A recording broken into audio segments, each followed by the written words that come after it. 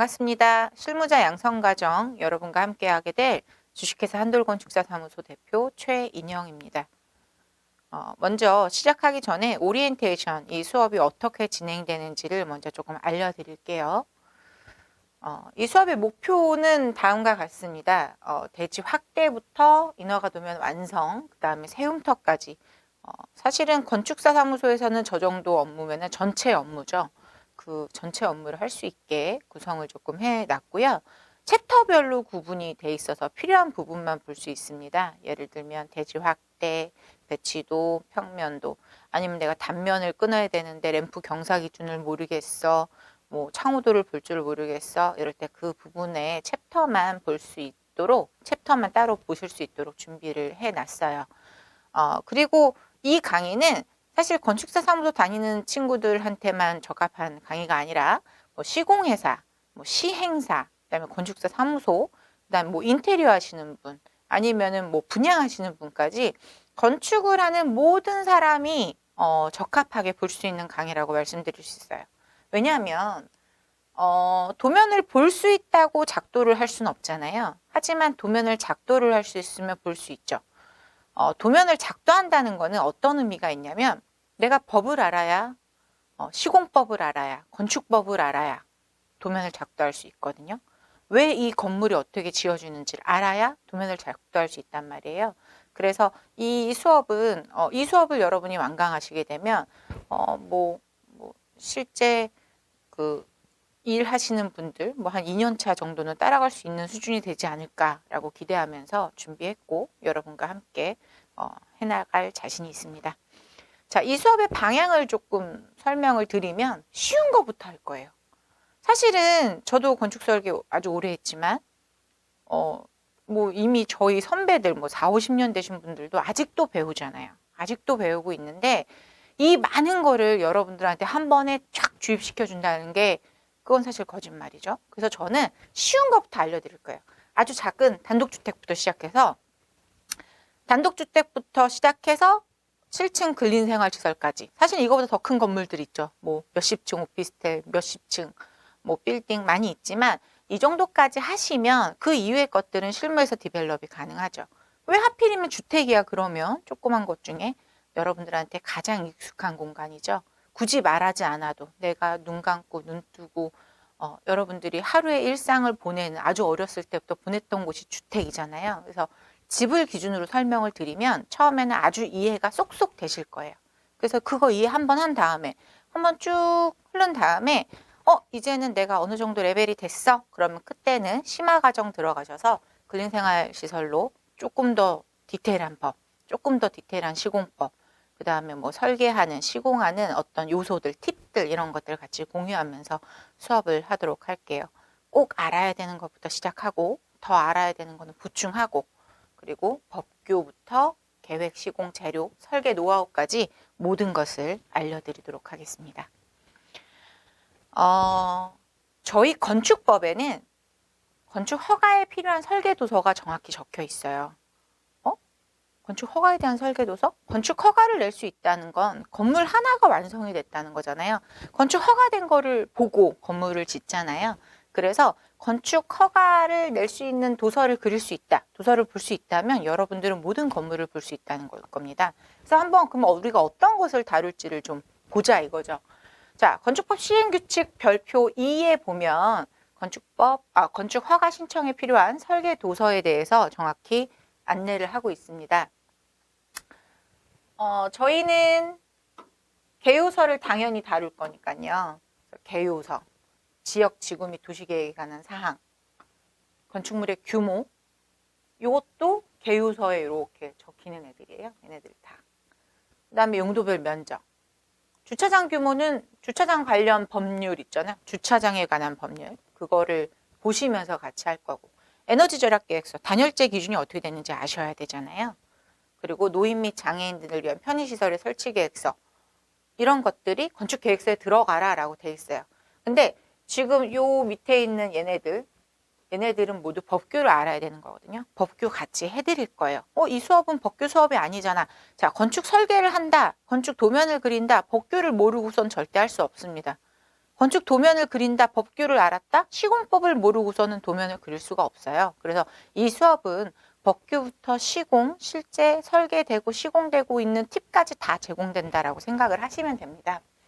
자, 배치도에 표현해야 되는 것들, 뭐 축척 및 방위, 대지 접한 도로의 길이, 뭐 대지 종행 단면도, 뭐 이격거리도 대지에 관한 법률이 있죠. 그다음에 뭐 동선, 공개공지 이런 것들이 다 담겨야 된다라고 되어 있는데 이런 것들 여러분들과 함께 할 거고요. 자, 평면도에 1층 및 기준층 평면도라고 정확히 적혀 있는데, 자, 뭐 평면도는 각층 평면도 다 할 수 있으면 되죠. 그런데 여기서 기준층 평면도 한번 또 얘기하고 갑시다. 자, 1층 평면도는 다 아시잖아요. 내 건물의 1층 평면도니까. 그럼 기준층 평면도는 뭐냐? 뭘까요?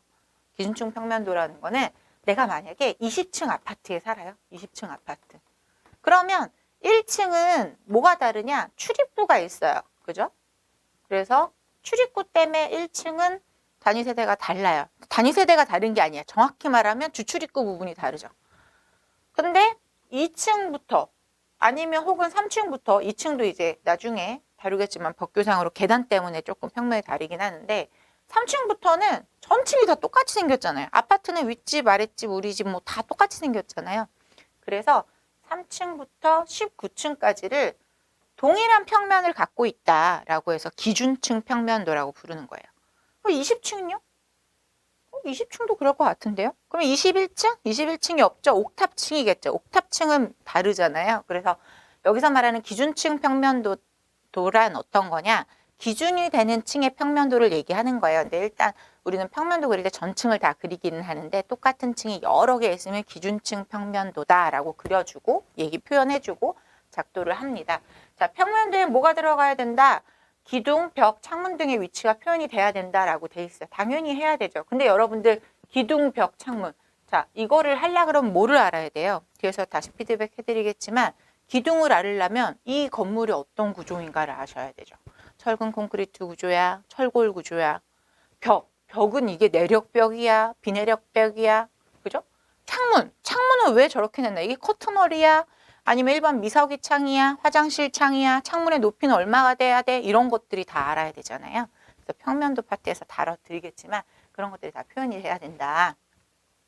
방화구획 방화문 중요하죠. 불 났을 때 사람을 지켜주는 곳이니까 뭐 그런 것들을 위치 표시하는 거. 복도 및 계단의 위치, 승강기 위치를 평면도에 다 표시가 돼야 된다는 거고요. 자, 인면도. 사람의 얼굴이 내 인면도잖아요. 내 인면도. 자, 인면도가 2면 이상을 계획해야 된다. 자, 얼굴. 우리가 이제 보면 얼굴, 정면이랑 배면, 뒤.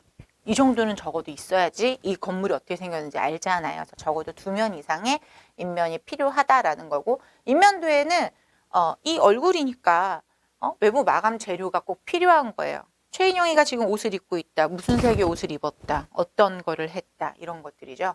그리고 간판 및 건물 번호판 설치 계획. 그래서 이 건물에는 간판은 어디다 달 거예요. 번호판은 어디다 달 거예요. 이런 것들이 들어간 인면도가 필요하다라는 거고, 단면도는 아까 배치도에서 종행 단면도와 여기서 말하는 단면도는 종행 단면도는 서로 다른 표현 방법을 갖고 있어요. 그래서 이제 종행 단면도와 건물의 높이, 각 층의 높이, 층고 및 반자 높이가 꼭 들어가야 된다라고 돼 있죠. 지금 여기 앞서서는 제가 파란색을 칠했는데 여기는 색깔이 없어요. 이게 뭐냐면 건축 허가 신청에 필요해요. 구조도, 구조계산서, 소방 설비도 이것뿐이 아니라 전기, 통신 다 필요한데 이거는 우리가 하는 게 아니라 이거죠. 건축인이 하는 게 아니라 관계자가 하고 같이 협력을 해서 해야 되는 거라 이런 것들이 있다. 하지만 이건 우리가 하는 게 아니고 사실 우리가 볼 수는 있어야 돼요. 구조도도 구조도를 구조기술사분이 너무 열심히 풀어 오셨는데 그랬는데 내가 보니까 이 설정이 아닌 것 같아. 그러면 같이 협의를 할 수 있고 건축법상, 건축상 여기에는 보가 이렇게 내려오면 안 돼요. 역보를 좀 써주시겠어요? 아니면 여기서 보를 줄이고 다른 쪽에 좀 넣을까요? 하중 분배를 할까요? 설비가 들어갈까요? 그거를 모든 총괄을 우리 건축하는 데서 한단 말이죠. 그래서 구조도를 볼 수 있으셔야 돼요. 그래서 구조도는 우리가 작성은 안 하지만 이렇게 본다 정도는 당연히 해야 되죠. 이게 무슨 뜻이다. 이런 표현 방법. 구조기술사 사무소마다 표현 방법이 다 다를 거예요. 하지만 우리는 도면을 작성할 때 공통적으로 쓰는 표현 방법들이 있잖아요. 그래서 여러 도면을 좀 같이 보면서 이게 이거를 뜻하는구나. 계산서에서는 이거를 봐야 되는구나. 이런 것들을 함께 보면서 수업을 하도록 하겠습니다. 자, 여러분과 본격적인 수업에 들어가기 전에 제가 여러분에게 도면 설정을 제공을 해드렸어요. 자, 저희 김문당 홈페이지죠. 지금 다운로드 경로돼 있고 여러분들 애초에 수강하실 때 다 안내가 나갔을 텐데 여기 들어가셔서 자료실에 들어가시면 이렇게 제가 올려놨습니다. CTV, DWT 도면 파일 아마 다 아실 거예요. 이 수업을 들으시는 분들은 CAD를 하신다는 전제하에 저희가 이제 CAD라는 프로그램은 설계를 하기 위해서 모두 다 하는 프로그램이잖아요. 그래서 다 하신다는 전제하에 제공을 해드리는 거지만 이거 설치하는 방법은 알려드릴 거고요. 왜 이렇게 세팅을 했는지도 알려드릴 겁니다.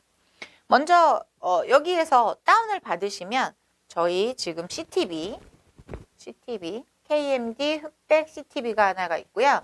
KMD 흑백 KMD DWT가 하나가 있어요. DWT는 도면 폼 파일이고 CTV는 출력할 때 플로 스타일에 대한 거거든요. 그래서 요거를 다운을 받으시고 설치하는 방법이에요. CAD를 실행하셔서 오픈을 하실 때 파일 형식을 DWT로 변경을 하시면 템플릿 폴더가 오픈이 되거든요. 거기다가 다운하신 걸 복사해서 붙여넣기 하시면 돼요. 그래서 여러분들 앞으로 도면 작도하는 모든 도면을 작도하실 때 여기서 작도를 한다. 왜냐하면 거기에 제가 설정을 다 해놨거든요. 레이어, 치수, 간격, 글씨 크기 어떻게 해라. 방위표는 이렇게 써라. 다 해놓은 거니까 그걸로 쓰시면 됩니다. 일단 한번 같이 어떻게 쓰는 건지 한번 해보도록 할게요. 여러분들 다운받으신 폴더면 이렇게 있겠죠? KMD 복사본, KMD DWT가 있을 거예요. 자, CAD 파일을 열어놓으시고, CAD 화면을 열어놓으시고, 자, CAD 화면에서 파일, 새로 만들기를 누르시면 이렇게 폴더가 뜨잖아요. 폴더가 뜨는데 저는 이제 앞전에 시연을 해보느냐고 이게 바로 떴지만 이게 다른 폴더가 뜨셨을 거예요. 그랬을 때는 요 밑에 파일 형식을 DWT 도면 템플릿으로 바꾸시면 이 폴더가 열립니다. 그러면 아까 여러분 다운받으셨던 이거 있잖아요. 여기에 KMD 요거 KMD.DWT를 컨트롤 C 컨트롤 V 해서 붙여 넣으시면 여기 생겼죠. 그래서 요거를 한번 오픈을 해볼게요. 자, 오픈을 해보면 이렇게 지금 나와 있는데 이게 뭐냐면요. 일단은 여기 레이어 창을 좀 보면 제가 레이어를 이렇게 다 설정을 해놨습니다. 레이어 설정을 왜 해놨냐? 저희는 언제나 약속을 하죠. 이 도면은 이제 나중에 뒤에서 평면의 개념 이런 거 다 알려드리겠지만 저희가 일단은 소정의 약속을 하잖아요. 이렇게 도면을 그리자. 이 약속은 어떤 거냐? 원근법에서 저 멀리 있는 건 조그맣게 그리는 게 원근법과 같은 거예요. 그래서 레이어 구분을 해야지 도면 작도가 되고 나중에 스케치업까지 연결하는 아니면 구조도 설비도 이런데 관계협력 기술자한테 도면을 보내줄 때 그럴 때도 레이어 구분이 돼 있어야 되기 때문에 제가 레이어도 종류별로 다 이렇게 해놨고요. 그 다음에 여기다가 제가 샘플을 해갖고 만들어놨는데 요거 학교에서 보시면 뭐냐? 실명 쓸 때 크기. 이게 지금 100분의 1 기준이거든요. 그럼 200분의 1 하시는 분은 2배 하시면 되죠. 300분의 1 하면 3배 하시면 되고. 그래서 실명 쓸 때 크기. 그 다음에 마감재 쓸 때 표기 방법. 그 다음에 단면도에서 글씨 할 때 크기, 표기 방법 이런 것들이 다 돼 있는 거예요. 그리고 또 뭐가 있죠? 자, 일반 치수의 간격. 100분의 1일 때 치수의 간격, 치수. 그 다음에 버블을 쓰실 때 어떤 레이어와 어떤 글씨를 써라.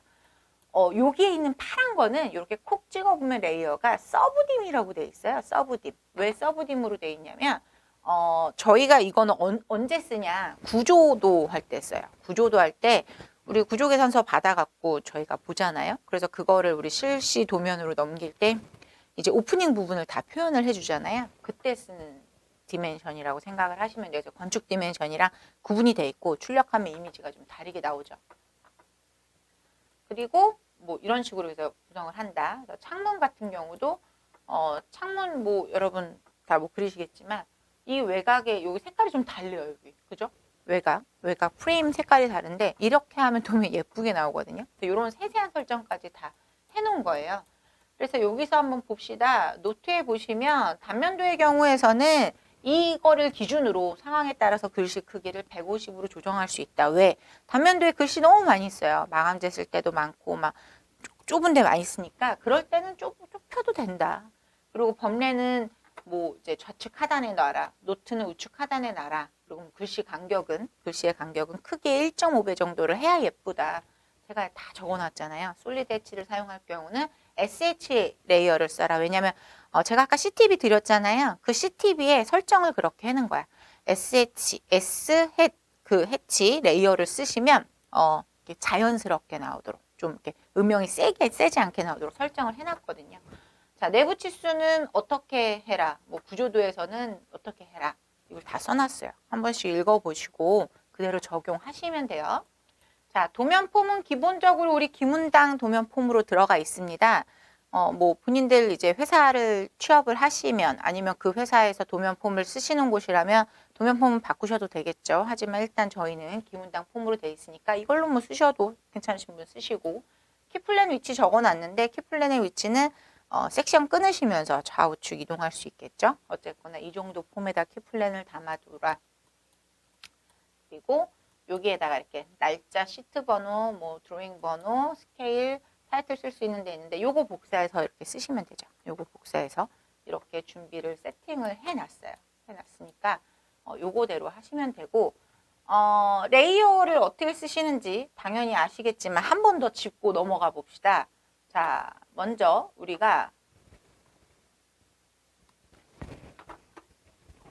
여러분들 그 건축사 사무소에 가시면 대부분 그 사무소에서 쓰는 레이어 형태가 있어요. 그래서 그걸 쓰시면 되는데 이 레이어 기준은 어디에 맞춰놨냐면요. 그 건축사 사무소에서 많이 쓰는 그 보조 프로그램들이 있어요. 캐드파워라던가 아키캐드라던가 뭐 어떤 뭐 이렇게 보조 프로그램들이 있거든요. 건축 관련해서 그런 거 쓸 때 레이어가 거기에 이렇게 세팅이 돼 있기 때문에 그거 기준으로 맞춘 거예요.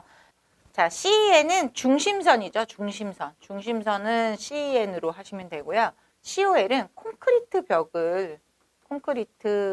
벽을 COL로 하시면 돼요. COR, 코어잖아요. 코어의 약자니까 계단실, 엘리베이터실 COR로 하시면 되고 디멘션.